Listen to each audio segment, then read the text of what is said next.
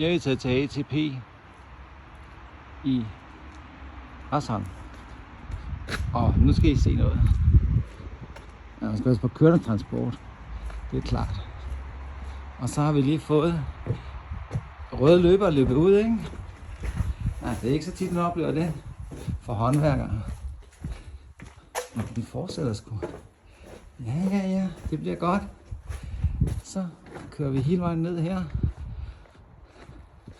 Og så er der blevet bygget sådan en fin ny bygning der. Det ser rigtig godt ud.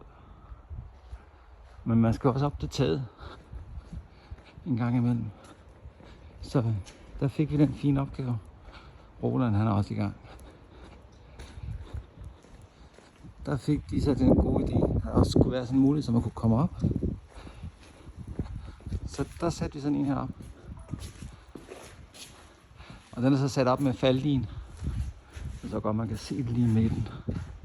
Sådan lige i midten her, der sidder sådan en faldlin. Så kan man kigge sikkert op og så gå på taget. Og der sidder en faldlin oppe i toppen også. Man kan lige se den inde på taget. Den kan man så koble sig på, inden man går fra stigen. Ja, det skal man gøre faktisk. Ja. God dag herfra, og godt vejr.